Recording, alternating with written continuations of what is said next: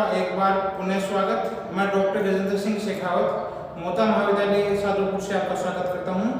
अपन कृषि के प्रकार पढ़ रहे थे और कृषि के प्रकार में जीवन निर्वाह प्रकार की सबस्टेशन कृषि अपन पढ़ रहे थे। जीवन निर्वाह प्रकार की कृषि पढ़ रहे थे।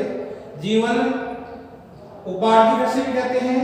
जीविका उपार्जन कृषि में दो प्रकार बताए थे आपको, चावल प्रधान गहन निर्वहन कृषि और चावल विहीन गहन निर्वहन कृषि। इससे पहले अपन ने पहले के वीडियो में चावल प्रधान गहन निर्वहन कृषि के बारे में आपने पढ़ लिया है।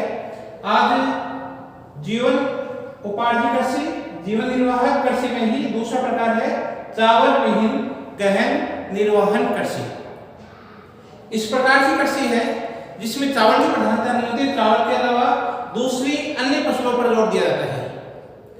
कई सघन जनसंख्या वाले क्षेत्रों में चावल के उत्पादन के लिए उपयुक्त दशा नहीं पाई जाती है। कई सघन बसे हुए जनसंख्या वाले देश हैं, कई ऐसे क्षेत्र हैं जहां सघन जनसंख्या तो पाई जाती है लेकिन चावल उत्पादन है इसके लिए उपयुक्त दशाएं नहीं पाई जाती है। सघन जनसंख्या है लेकिन वहां पर चावल उत्पादन के लिए उपयुक्त दशाएं नहीं पाई जाती है, अतः दूसरी प्रकार की अन्य फसलों का उत्पादन किया जाता है, अन्य फसलों को उगाई जाती है। चावल की अनुपस्थिति में मुख्य रूप से उन क्षेत्रों में जहां बरसात की कमी के कारण से चावल का उत्पादन नहीं किया जा सकता है, तो ऐसे क्षेत्रों में अन्य फसलों का उत्पादन कर लिया जाता है। चावल की अनुपस्थिति का मुख्य कारण है कि वहां पानी की कमी है या वर्षा की कमी के कारण से वहां चावल की खेती है वो नहीं हो सकती है, तथा इन क्षेत्रों में मुख्यतः खाद्यान्न फसलें उगाई जाती है तथा कुछ क्षेत्रों में कुछ भागों में वर्षों वाली फसलें भी उगाई जाती है। तो ऐसे क्षेत्रों की क्या विशेषता है? जनसंख्या अधिक पाई जाएगी, सघन जनसंख्या है, सघन जनसंख्या, लेकिन क्या है वर्षा की कमी या पानी की कमी पाई जाती है।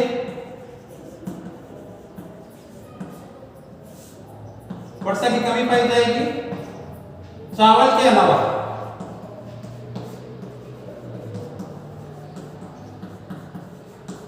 अन्य फसलों का उत्पादन किया जाता है। अन्य विभिन्न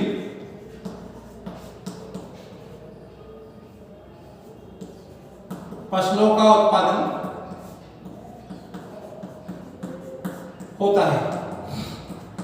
मुख्य रूप से वर्षा की कमी के कारण से, जल की कमी के कारण से चावल का उत्पादन नहीं हो पाता है, चावल के उत्पादन के अनुकूल दशाएं नहीं होती है। इस कारण इन क्षेत्रों में खाद्यान्न जनसंख्या है, इसलिए खाद्यान्न फसलों का तो मुख्य रूप से उत्पादन किया जाता है।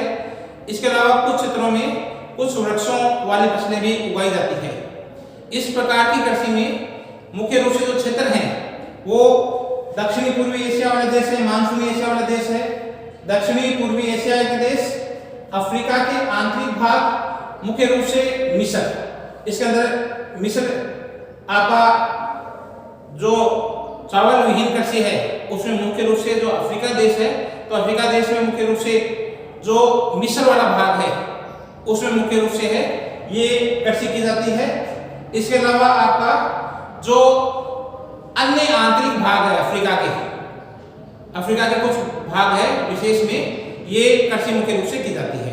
तो इस प्रकार की कृषि है ये मुख्य रूप से दक्षिण पूर्वी एशिया में चावल विहीन कृषि है, ये मुख्य रूप से आपके दक्षिणी पूर्वी एशिया में, मानसून एशिया में जहां मानसून की बरसात होती है इस क्षेत्र में मुख्य रूप से आपका है दक्षिणी और पूर्वी, जिसमें भारत है, चीन है, वियतनाम है, इंडोनेशिया है, जावा है। इन क्षेत्रों में मुख्य रूप से चीन है। इन क्षेत्रों में जो दक्षिणी पूर्वी एशियाई भाग है और मानसूनी एशियाई क्षेत्र है एवं अफ्रीका के कुछ भाग हैं उनमें भी क्या है मुख्य रूप से इस प्रकार की कृषि है ये मुख्य रूप से की जाती है। तो इसमें मुख्य रूप से क्या है कि अफ्रीका का जो मिस्र वाला देश है, मिस्र में और मानसून एशिया और दक्षिण पूर्वी एशिया, इसमें भारत है, चीन है, आपके थाईलैंड है, मलेशिया, इंडोनेशिया, जावा, इस रूप में जीवन निर्वाह प्रकार की कृषि है और कुछ पेड़ों वाली कृषि है ये मुख्य रूप से की जाती है। इस प्रकार की कृषि मानसून एशियाई देशों में की जाती है। इस प्रकार की कृषि अफ्रीका के कुछ विशेष रूप से मिस्र में ये इसको आगे कृषि की जाती है। भारत में भी इस प्रकार की कृषि है। भारत में दोनों प्रकार की चावल प्रधान गहन निर्वाहन कृषि भी की जाती है, जिसे मैं पश्चिम बंगाल बताया, आपको केरल बताया, और इसी प्रकार से चावल विहीन कृषि है, ये भी मुख्य रूप से की जाती है। तो भारत में दोनों प्रकार की ही निर्वाहक गहन निर्वाहक कृषि की जाती है। भारत में दोनों ही प्रकार की चावल प्रधान और चावल विहीन दोनों प्रकार की कृषि है, ये की जाती है। इन प्रदेशों का विस्तार है वो मुख्य रूप से 100 सेंटीमीटर से कम वर्षा वाले क्षेत्रों में है। इसका विस्तार है, क्षेत्र तो लिख लो, दक्षिणी पूर्वी एशिया, मानसूनी एशिया, अफ्रीका में मिस्र देश में मुख्य रूप से इस प्रकार की खेती है। चावल विहीन गहन निर्वाह कृषि है, ये मुख्य रूप से की जाती है। इसमें मुख्य रूप से आपके जो फसल है, चावल के अतिरिक्त अन्य प्रकार की जितनी भी फसलें हैं वो मुख्य रूप से की जाती है। इसके लिए जो क्षेत्र है जहां 100 सेंटीमीटर से कम वर्षा होती है, उस क्षेत्र में मुख्य रूप से आपकी क्या है, ये खेती है, ये चावल विहीन कृषि है, ये की जाती है। जिन भागों में इसका विस्तार मुख्य रूप से उन भागों में है जहां 100 सेंटीमीटर से कम वर्षा वाले क्षेत्र है, वहां तक इस क्षेत्र का क्या है, इस कृषि का विस्तार पाया जाता है जहां 100 सेंटीमीटर से कम वर्षा है। जहां चावल के अतिरिक्त अन्य फसलों को कृषि अधिक होती है, अन्य फसलों की कृषि है वो अधिक की जाती है। यहाँ चावल के अतिरिक्त अन्य फसलों की कृषि है वो अधिक होती है। मानसून एशिया में जो चावल सघन क्षेत्र है, चावल के जो सघन उत्पादक क्षेत्र हैं, उनको छोड़कर शेष सभी भाग में जहां भौगोलिक दिशाएं अनुकूल होती है, वहां मुख्य रूप से ये चावल विहीन गहन निर्वाह कृषि की जाती है। तो जहां मानसून एशिया में जो थाईलैंड है, आपका जो वियतनाम है, जो कंबोडिया वाला क्षेत्र है, या इंडोनेशिया वाला क्षेत्र है, जावा वाला क्षेत्र है, जहां मानसून एशिया देशों में जहां चावल की प्रधानता है, वहां तो चावल की खेती की जाती है। इसके अतिरिक्त इन भागों को छोड़कर जितना भी मानसून एशिया का देश है, इसमें आपके भारत है, बर्मा है, जहां चीन वाला भाग है, इसमें जहां चावल की खेती नहीं की जाती है, उन मानसून एशिया क्षेत्र में जहां मानसून एशिया देशों में चावल के सघन क्षेत्रों को छोड़कर शेष भागों में जहां भौगोलिक दिशाएं अनुकूल होती है, वहां गेहूं है, मक्का है, ज्वार है, बाजरा है, दालें हैं, सोयाबीन है, कपास है, सरसों आदि फसलों का उत्पादन है, ये मुख्य रूप से किया जाता है। तो मुख्य रूप से क्या विशेषता होगी, चावल प्रधान क्षेत्र को छोड़कर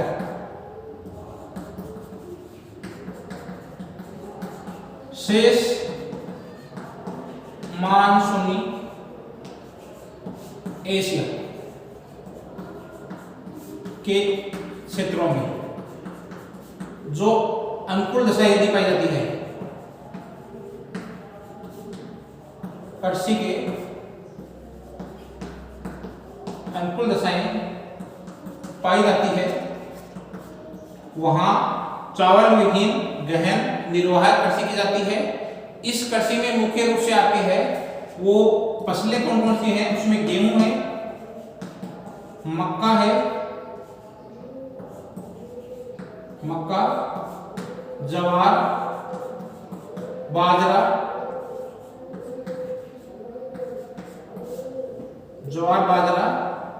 मक्का, जौ, सरसों, इनकी मुख्य रूप से फसल है। दालें हैं, सोयाबीन है।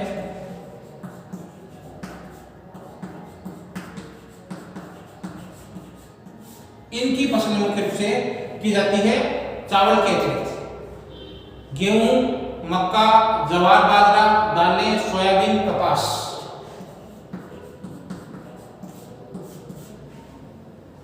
आदि फसलों का उत्पादन है ये किया जाता है।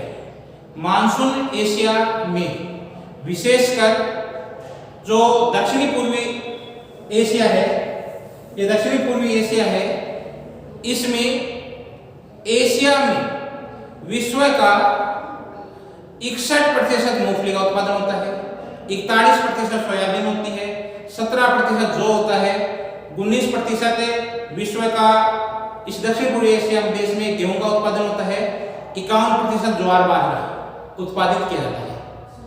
मुख्य रूप से चावल विहीन सघन निर्वहन कृषि को जलवायु के आधार पर 3 भागों में बांटते हैं।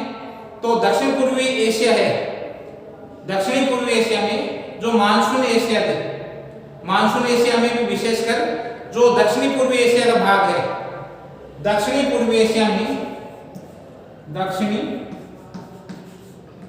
पूर्वी एशिया,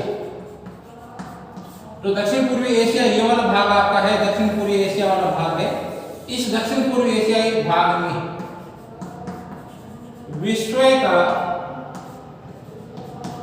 विश्व का जो कुल उत्पादन हो रहा है, कुल उत्पादन का 61% मूंगफली, 61% है मूंगफली। ये दक्षिण पूर्वी एशिया में होती है पूरी विश्व की कुल उत्पादन का जो मानसून एशिया है, और मानसून एशिया में विशेष रूप से जो दक्षिणी पूर्वी एशिया है, ये क्या है, मानसून एशिया।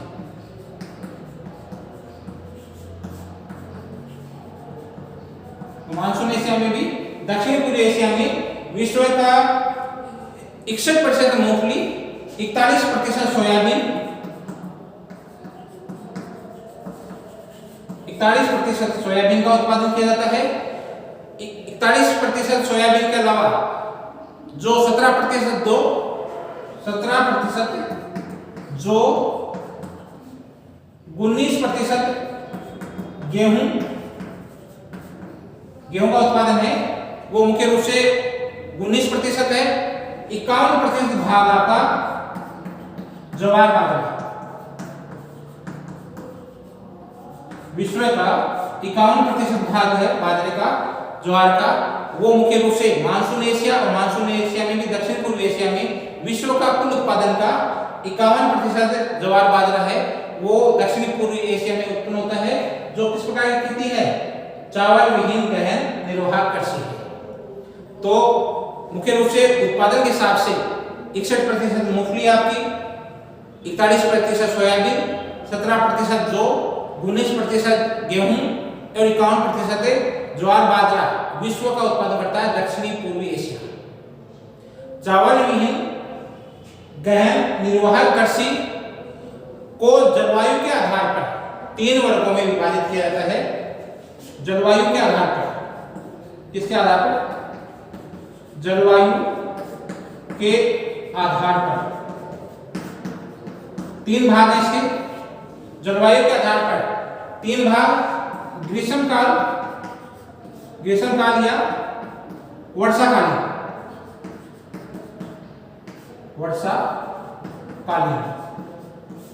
दूसरा आपका है शीतकालीन या शुष्क, तीसरा है अति शीतकालीन या शुष्क, अति शुष्क। तो जलवायु के आधार पर दक्षिणी पूर्वी एशिया है, चावल विहीन क्षेत्र है, उसमें होने वाली फसलों को 3 भागों में बांट लेते हैं।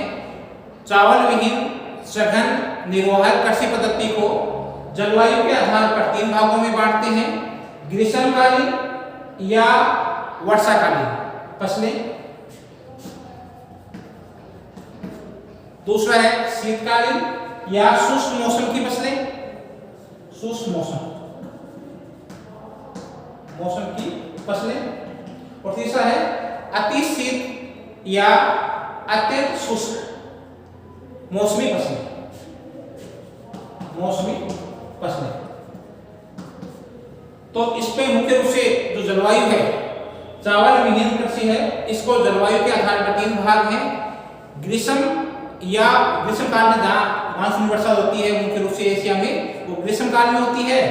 तो ग्रीष्म काल या जो वर्षाकालीन फसलें, दूसरी आपकी है शीतकालीन या शुष्क, शीतकाल में क्या मौसम शुष्क रहता है तो शुष्क काल की फसलें, और तीसरा होता है मौसम जहाँ अत्यधिक ठंड पड़ती है, शीत मौसम रहता है, अत्यधिक शुष्क मौसम रहता है, वहां की फसलें। इस कृषि प्रदेश पद्धति वाले प्रदेश में जनसंख्या अधिक है और वर्षा कम होती है, 100 सेंटीमीटर के आसपास वर्षा होती है या इससे भी कम बरसात होती है। अतः जनसंख्या अधिक होने के कारण से, सघन जनसंख्या होने के कारण से, अधिक जनसंख्या होने के कारण से वर्ष में 2 या 3 फसलें उत्पादित की जाती है। वर्ष में 2 या 3 फसलों का उत्पादन मुख्य रूप से किया जाता है। इस क्षेत्र में क्या है, एक तो विशेषता में इस क्षेत्र में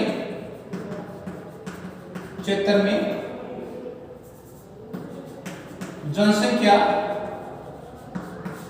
सघन है, जनसंख्या अधिक है, बहुत अधिक है, सघन जनसंख्या है और वर्ष में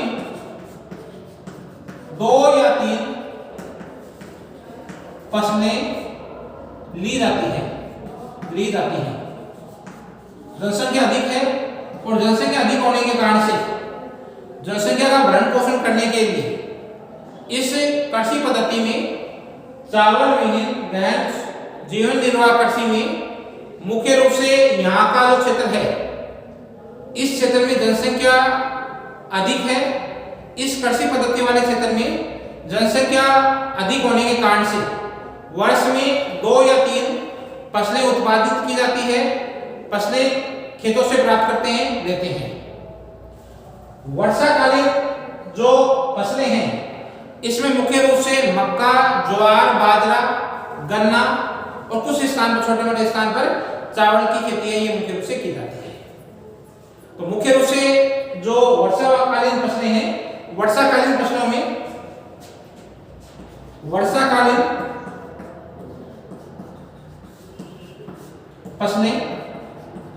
इस वर्षाकालीन फसलों में मुख्य रूप से आपका है बाजरा,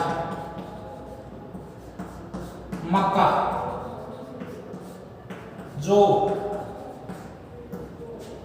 ज्वार मुख्य रूप से इसमें बाजरा है, मक्का है, इसमें गन्ना और चावल।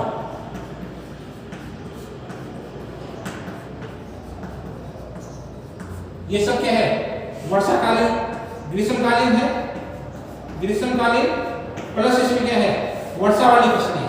तो वर्षा वाली कालीन फसलों में जहाँ बरसात अधिक होती है, बरसात वाला मौसम होता है, ग्रीष्म काल में मौसम होता है, उस क्षेत्र में मुख्य रूप से जो फसल ली जाती है वो बाजरा है, मक्का है, ज्वार है, गन्ना है, चावल। ये मुख्य रूप से आपके वर्षाकालीन फसलें हैं और ये मुख्य रूप से ग्रीष्म काल में ली जाती है। ग्रीष्मकालीन में वर्ष में 2 या 3 प्रकार की फसलें ली जाती है इस क्षेत्र में। मुख्य रूप से जो ग्रीष्मकालीन और वर्षाकालीन जो फसल है उसमें बाजरा, मक्का, ज्वार, गन्ना और आपका कुछ क्षेत्रों में चावल का उत्पादन भी वर्षाकालीन में, वर्षा के क्षेत्र में, वर्षाकालीन समय में चावल की खेती है वो भी ली जाती है। दूसरी आपकी फसल है शीतकालीन। शीतकालीन में मौसम यहाँ पर शुष्क रहता है, तो शुष्क मौसमी फसलें या शीतकालीन फसलों में मुख्य रूप से आपका गेहूं है, जौ है, चना है, मटर है, सरसों है। ये मुख्य रूप से क्या है उत्पादन होता है इसका शीतकाल में, शीतकाल में या शुष्क मौसम में। दूसरा शीतकालीन या शुष्क मौसम में की फसलें, इसमें मुख्य रूप से आप क्या आएगी शीतकाल में, शुष्क मौसम में, सर्दी के मौसम में गेहूं, सरसों, जो मुख्य रूप से जो फसल है वो ली जाती है। तो शुष्क मौसम होता है, शुष्क मौसम में मुख्य रूप से आपके जो जौ है, गेहूं है, चना और मटर, ये मुख्य रूप से ली जाती है। शीतकालीन क्षेत्र में, शीतकाल में क्या है शुष्क मौसम रहता है और शुष्क मौसम रहता है, तो इस क्षेत्र में मुख्य रूप से जो शीतकालीन फसल है उसमें मानसून एशिया में मुख्य रूप से गेहूं है, सरसों है, जौ है, चना है, मटर है, इन फसलों को मुख्य रूप से लिया जाता है। तीसरे आपके जो मौसम रहता है अति शीतकालीन या शीतकालीन मौसम, तो शीतकाल और अति शुष्क क्षेत्रों में भी क्या है, मुख्य रूप से गेहूं की फसल है, इसको लिया जाता है। तो अति शीतकाल या शुष्क भागों में भी आज भी गेहूं की प्रमुखता मिलती है। इसी प्रकार में भी जो अति शीत क्षेत्र है, अति शीत क्षेत्र या अति शुष्क क्षेत्र में जहां गेहूं है, यही शीतकाल में मुख्य फसल ली जाती है। तो अति जहां शीतकाल है, शुष्क वाला भाग है, वहां आज भी गेहूं की प्रमुखता मिलती है। भारत का पंजाब, भारत में मुख्य रूप से जो पंजाब वाला क्षेत्र है और गंगा के ऊपरी मैदान वाला क्षेत्र है, ये वाला भाग है, उसमें आज गेहूं की प्रमुख क्षेत्र है। ये मानसून एशिया का प्रमुख क्षेत्र माना जाता है। गेहूं उत्पादन में भारत का पंजाब तथा ऊपरी गंगा का मैदान गेहूं उत्पादन का प्रमुख क्षेत्र है। भारत का पंजाब व गंगा का ऊपरी भाग, गंगा का ऊपरी भाग गेहूं उत्पादन में महत्वपूर्ण माना जाता है। गेहूं उत्पादन में मानसून एशिया में भी महत्वपूर्ण माना जाता है पंजाब वाला। ये क्षेत्र ऐसा माना जा सकता है कि व्यापारिक उत्पादन के लिए गेहूं का उत्पादन करता है। तो मुख्य रूप से जो भारत का पंजाब और ऊपरी गंगा का मैदान है, ऊपरी गंगा का मैदानी भाग है, वहां गेहूं का उत्पादन मुख्य क्षेत्र माना जाता है भारत का। यहाँ मुख्य रूप से गेहूं का उत्पादन किया जाता है। गेहूं की आदि फसल है वो सिंचाई के द्वारा संपन्न की जाती है। यहाँ गेहूं की क्या है, सिंचाई की जाती है। आदि क्षेत्र में क्या है, आधे भाग में गेहूं की सिंचाई द्वारा कृषि की जाती है। जो मुख्य रूप से भारत का पंजाब वाला ऊपरी गंगा का मैदानी भाग है, गेहूं उत्पादन का प्रमुख क्षेत्र है। गेहूं की आदि कृषि है वो सिंचाई द्वारा संपन्न होती है। दक्षिणी पूर्व एशिया में केवल पंजाब ही एक ऐसा क्षेत्र माना जाता है जो व्यापारिक गेहूं उत्पादक क्षेत्र कहा जा सकता है। दक्षिणी पूर्व एशिया, जो ये दक्षिण पूर्व एशिया है, इस दक्षिण पूर्व एशिया में केवल पंजाब वाला भाग है, पंजाब वाला भाग ही एकमात्र ऐसा क्षेत्र है जहां व्यापारिक गेहूं उत्पादक क्षेत्र कहा जा सकता है, जिसको क्या है, व्यापारिक गेहूं उत्पादक क्षेत्र। पंजाब को ही एकमात्र व्यापारिक गेहूं उत्पादक क्षेत्र। बाकी क्या है, सब जीवन निर्वाह प्रकार की खेती करते हैं, अपने भरण पोषण तक सीमित है। व्यापार इतना अधिक उत्पादन नहीं होता है कि उससे व्यापार किया जा सके, सिर्फ अपने भरण पोषण के लिए, जीवन निर्वाह के लिए ही खेती करते हैं। तो पंजाब वाला भाग है, वहां खुद के अतिरिक्त यूज रहने के बाद में भी अतिरिक्त उत्पादन होता है, जिससे इस क्षेत्र को माना जाता है कि ये व्यापारिक गेहूं उत्पादक क्षेत्र कहा जा सकता है। मानसून एशियाई प्रदेशों में जो भी महत्वपूर्ण फसल के रूप में उगाई जाती है, तो जौ का उत्पादन भी है, ये मुख्य रूप से मानसून एशियाई क्षेत्र में किया जाता है। इसको भी गेहूं के साथ में उगा लिया जाता है। तो मानसून एशिया वाले प्रदेशों में जो भी महत्वपूर्ण फसल है, जौ का उत्पादन भी महत्वपूर्ण फसल के रूप में किया जाता है। इसके अतिरिक्त आपके कपास है, सरसों है, चना है, मटर, बाजरा है, इसका उत्पादन भी मुख्य रूप से किया जाता है। जीवन निर्वाह के लिए किया जाता है। मानसून एशियाई जो जलवायु है उसमें जौ है, बाजरा है, गेहूं है, चावल विहीन क्षेत्र में मुख्य फसलें हैं।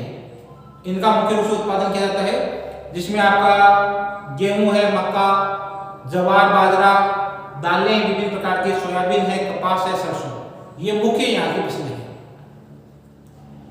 अब जो गहन जीवन निर्वाह कृषि है इसकी मोटे रूप से अपन विशेषता देखें तो एक एक विशेषता की अपन बात करते हैं।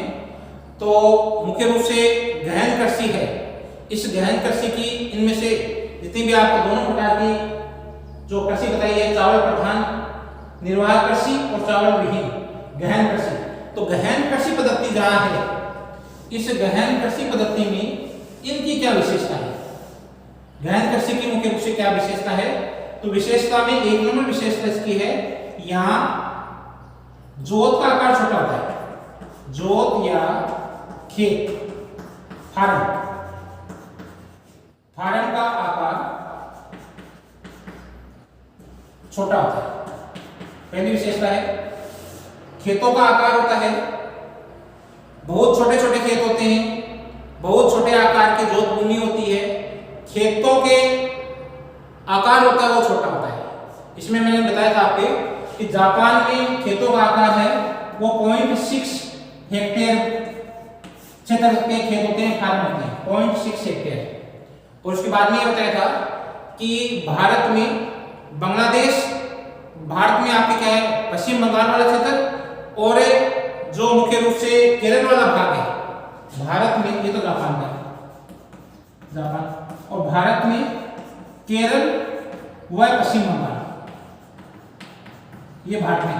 इसमें जापान से भी छोटे कुछ ऐसे हैं, कुछ भाग ऐसे हैं केरल में और पश्चिम बंगाल में, वहां इन खेतों का आकार है, ये खेतों का आकार है ये 0.6 हेक्टेयर से भी कम है, 0.6 हेक्टेयर से भी वहां पर क्षेत्र कम है। तो कुल मिला के बात समझ में आना चाहिए, जहां निर्वाह कृषि है, गहन कृषि की जाती है, निर्वाह कृषि है, जीवन निर्वाह कृषि है, उन क्षेत्रों में छोटे छोटे आकार के जोत भूमि होती है, खेतों का आकार छोटा होता है इन क्षेत्रों में। और इसमें बताया जापान में 0.6 हेक्टेयर है, केरल और पश्चिम बंगाल है भारत में, वहां इससे भी छोटा आकार पाया जाता है। ऐसी स्थिति में क्या होता है कि जब इसका मुख्य कारण क्या है, खेतों का आकार छोटा होना है, फार्म का आकार छोटा होना। फार्म का छोटा आकार होना ये मुख्य रूप से आपको बताया था कि पारिवारिक बंटवारा होने के कारण से इनमें खेतों का आकार होता है ये निरंतर छोटा होता जाता है। पिता से जमीन पुत्र के नाम होती है और पुत्र से फिर उसके पुत्र होते हैं उनके नाम। तो जैसे जैसे पारिवारिक बंटवारा होता जाता है इन खेतों का आकार भी छोटा होता जाता है, और जैसे खेतों का आकार यदि छोटा हो गया तो उससे विभिन्न प्रकार की समस्या उत्पन्न हो जाती है। अधिकांश भूमि होती है वो मेड़ों द्वारा ढक जाती है। अधिकांश जो भूमि होती है ये मेड़ द्वारा घिरी रहती है, बाढ़ द्वारा घिरी रहती है। जमीन है, खेतों का यदि आकार छोटा है तो भूमि के चारों ओर क्या है, मेड़बंदी करनी पड़ेगी, और मेड़बंदी करेगी तो अधिकांश भूमि है उसी में चली जाती है। तो अधिकांश जो भूमि होती है छोटे खेतों में फार्म हाउस का आकार छोटा होता है, इससे मेड़ों से गिर जाती है। अधिकांश भूमि होती है मेड़ों से गिर जाती है, इसलिए छोटे आकार के खेत हैं तो ऐसे क्षेत्रों में क्या है कि वहां जो विभिन्न प्रकार की मशीनरी काम में लेंगे तो उसमें दिक्कत आती है, मशीनों का प्रयोग में दिक्कत आती है, सिंचाई में दिक्कत आती है। तो ऐसे क्षेत्रों में क्या है कि सिंचाई को काम में नहीं लिया जा सकता, सिंचाई साधनों को, विभिन्न प्रकार के जो मशीन है, मशीनों का भी प्रयोग है वो इसमें अच्छी तरह से नहीं कर सकते। ये वाकई समस्या है। खेतों का आकार छोटा है और फार्म हाउस है, ये जोत का आकार, भूमि का आकार है, खेतों का आकार है ये छोटा है। पहली विशेषता इसकी। दूसरी है यहाँ मानवीय श्रम है उसका अधिकाधिक प्रयोग होता है। मानवीय श्रम का प्रयोग इन क्षेत्रों में जो जीवन निर्वाह प्रकार की खेती है उन क्षेत्रों में मशीनरी का उपयोग है ये कम किया जाता है, क्योंकि लोगों के पास पूंजी का, धन का अभाव होता है। धन का अभाव होने के कारण से ये मशीन या ट्रैक्टर, हार्वेस्टर को खरीदने के लिए असमर्थ होते हैं। ऐसी स्थिति में ये मानवीय श्रम और पशु श्रम का प्रयोग अपने खेतों में अधिक से अधिक करते हैं। अपने द्वारा बनाए गए जो यंत्र है, जो हल है, विभिन्न प्रकार का हसिया है, खुरपी है, दंताली है, इनका प्रयोग अपने खेतों में अधिक करते हैं। मानव श्रम साध्य व्यवसाय है। जो जीवन निर्वाह प्रकार की कृषि है ये मुख्य रूप से मानव श्रम साध्य व्यवसाय माना जाता है। मानव श्रम का, पशुओं का इसमें प्रयोग अधिक होता है। पशुपालन की जहां तक अगली विशेषता बात करें अपन, तीसरी पशुपालन। पशुपालन तो इस प्रकार की कृषि है उसमें पशुपालन कम मात्रा में किया जाता है। मवेशियों का पालन है, पशुपालन है, ये कम किया जाता है। लेकिन पशुपालन है, पशुओं का महत्व इस प्रकार की कृषि में अधिक है। इस प्रकार की खेती है उसमें पशुपालन कम किया जाता है, लेकिन इस प्रकार की कृषि में पशुपालन का महत्व अधिक है।